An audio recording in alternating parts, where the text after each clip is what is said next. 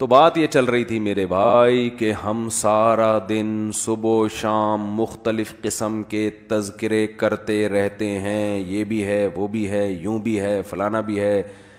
ان تذکروں میں موت کا تذکرہ زیرو ہوتا ہے،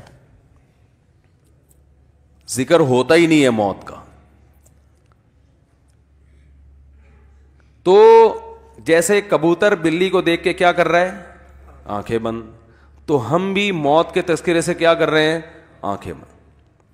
کہیں بیٹھے ہوئے ہو نا، ذرا موت کا تذکرہ کرنے لگے، یار ایک دن پھٹے پہ ہم بھی لیٹے ہوئے ہوں گے، تو لوگ چپ کرا دیتے ہیں، یار کوئی اچھی باتیں کرو، یا ویسی ٹینشن میں ہے. حالانکہ ٹینشن ختم کرنے کا اس سے بہتر کوئی ذریعہ ہے نہیں. عجیب بات ہے یار، جس کے تذکرے کو آپ ٹینشن سمجھتے ہو، ٹینشن ختم کرنے کا اس سے بہتر کوئی ذریعہ ہے نہیں. بار بار کرو تاکہ محبت ہی دنیا سے ختم. دیکھو ٹینشن کس بات سے ہوتی ہے؟ آپ کو جب آپ کی پسند کی چیزیں نہ ملیں، اس سے ٹینشن ہوتی ہے نا. ارے میرے پاس گاڑی نہیں ہے، فلاں کے پاس تو گاڑی بھی آ گئی. ارے میری تنخواہ اتنی ہے، فلاں کی تو تنخواہ ڈبل ہو گئی. ارے بھائی میری وہاں ہوئی نہیں جہاں میں چاہ رہا تھا، فلاں کی تو اس سے بھی اچھی جگہ پہ ہو گئی. ارے بھائی یہ بیماری یہ ختم ہی نہیں ہو رہی. ارے بھائی میں موٹا کیوں نہیں ہو رہا؟ ارے بھائی میں دبلا کیوں نہیں ہو رہا؟ ارے بھائی میں، یہی پالی ہوئی ہے نا چیزیں ہم نے. ارے وہ لوگ بحریہ ٹاؤن میں 10 پلاٹ خرید کے بیٹھ گئے، ہمارے پاس ایک گز کی جگہ نہیں ہے، کرائے کے مکان پہ، وہ بھی مالک مکان ہر وقت تانے دیتا رہتا ہے. بھائی ان ٹینشنوں کا بہترین علاج ہے، مر جائیں گے سب، کیا ہو جائے گا؟ بولو نا، ختم. جب مر گئے تو کیا ہے؟ ارے جس کے پاس گاڑی ہے وہ کون سا یہاں رہے گا؟ فرعون کے پاس تو بہت کچھ تھا. اپنے جو ملک کا وزیر اعظم یا صدر ہوتا ہے اس سے تو آپ آگے نہیں جا سکتے نا. تو اپنے ملک میں دیکھ لو کتنے بڑے بڑے وزیر اعظم آئے، صدور آئے، کتنے بڑے بڑے آفیسر آئے، آ کے کہاں چلے گئے؟ فنا میں، ختم.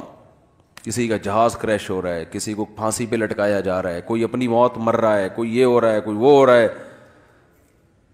نبی صلی اللہ علیہ وسلم نے فرمایا اکثروا من ذکر ہادم اللذات الموت. فرمایا جو لذتوں کو توڑ دینے والی چیز ہے نا موت، اس کو بہت کثرت سے یاد کیا کرو، اس کا تذکرہ کثرت سے کیا کرو. کیونکہ یہ ساری جو نعمتیں ہیں نا جن کو دیکھ دیکھ کے ہم جلتے کڑتے بھی رہتے ہیں، ڈپریشن میں بھی جاتے ہیں، یہ ساری لذتیں کیا ہونے والی ہیں؟ ختم.